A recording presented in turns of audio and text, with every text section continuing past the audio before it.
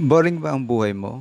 Kunin mo na yung bisikleta mo at pumadyak ka na. Kaya, good morning mga kaading. Nandito tayo sa San Jose del Monte, Bulacan. Punta tayo ng River Park. May nakita ako dyan sa Facebook. Bukas na raw yung River Park na to. Subukan natin puntahan. Crossing to ng Muson. Bali, kakaliwa tayo dyan. Dito medyo pababa to. Kaya ingat-ingat lang. Ang dami pa namang bus dito ngayon. Unahin natin tong bus. Delikado. Mahirap na, baka maging alaala tayo. Mahaba pa naman itong pababa na to. Kakasilaw yung araw. Ang haba ng palusong na to. Naabutan pa natin itong bus. Ito medyo paahon na to. Ito hindi naman gaanong kahabaan yung ahon. Eksi lang. Ito na yung simbahan ng St. Joseph the Worker. Sa malapit sa Lumang City Hall. Kakaliwa tayo rito. Kakanan tayo rito mga kaading dahil one way yung kabila. One way rin to. One way ang daan rito. Pag nandito ka sa malapit sa Lumang City Hall. Dahil maliliit lang yung kalsada. Mag-ingat lang kayo kasi may mga enforcer doon. Baka mahuli kayo. Pag pumasok kayo sa mga one way. Baka mahuli kayo pag pumasok kayo sa mga one way. Puro paahon. Ahon na naman. Ito lang mahirap dito, puro truck, saka puro bus. Kaya gumigilid ako mga kaading. Napakaliit ng kalsada. Bali nandun ka sa safe side, kahit rough road. Huwag ka lang mahagip ng mga bus na yan. Isa rin na naman matinding ahon, pero maiksi lang. Pinakamahirap sa biker, umahon ng mga ganito. Putulan pa naman ako ng kadena nung pumunta ako ng DRT.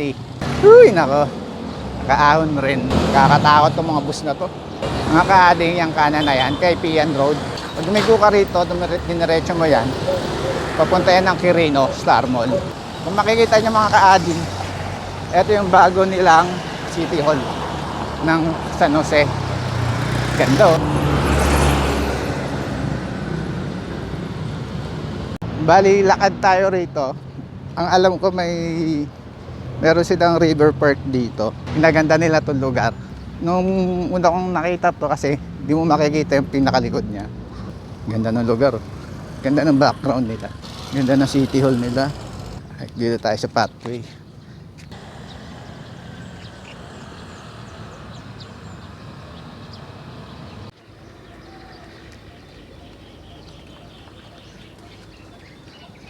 Guys, sobrang ganda ng City Hall nila. Ngayon lang nakakita ng gantong City Hall. Ayun. Tapos dito yung mga stage nila. Ito guys, kapag may mga events sila, yan pinaka-stage nila. Ito yung City Hall nila. Oh. Grabe, ang ganda. Oh. Makabago talaga. Oh. Ganda pa ng design. Lakad lang tayo. Pathway lang to. Ay, makakababa tayo dyan. Puro hagdanan.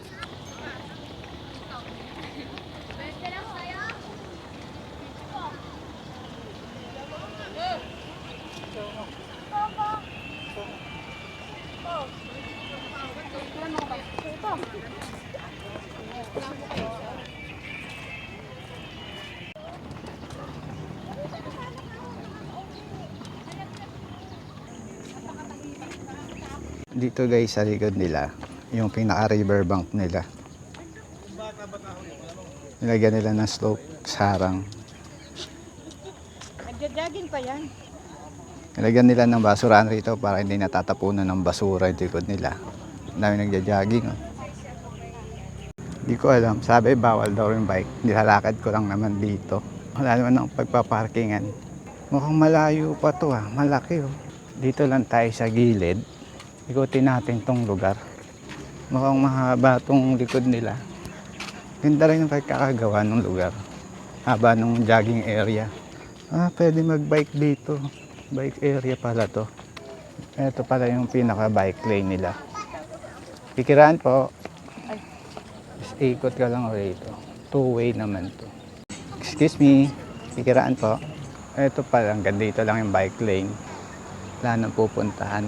Yung tulay guys na yan, papunta na ng Angat yan. Sa pinaka-main. Ganito talaga yung park. Napakaganda. Enjoy ka rito sa park. Ganda. Sana yung bayan namin ganito kaganda yung park. So picture lang tayo dun sa may ilaw. Ganda siguro dito pag gabi.